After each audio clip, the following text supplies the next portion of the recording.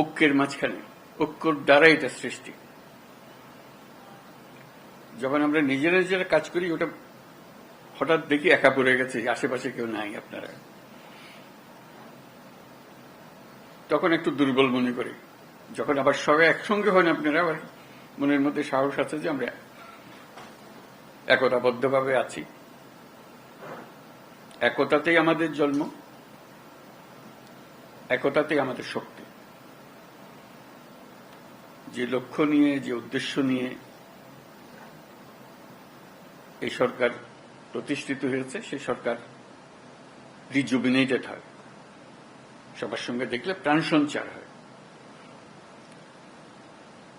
মাঝখানে একদিন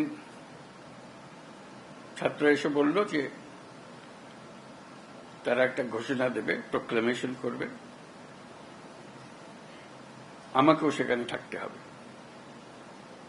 আমি বুঝতে চাইলাম কি প্রোক্লামেশন দিচ্ছে, বলল।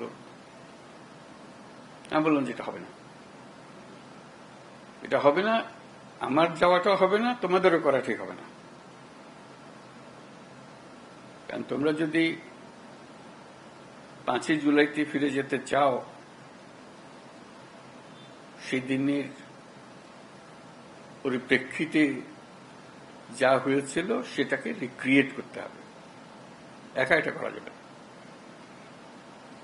ওই দিনের পুরো অনুভূতিটাই ছিল একতার অনুভূতি। কেউ বলে নাই যে তুমি অমুক, তুমি অমুক। এই যে তোমরা যদি করতে চাও, সবাইকে নিয়ে করতে হবে, এটা পরিষ্কার। এটা না করলে এটা ঠিক হবে না। যে একতা দিয়ে তোমরা 5ই জুলাই সৃষ্টি করেছিলে, সেটার অবমাননা হবে। তারা খুব খুশি হয় না আমার কথায়,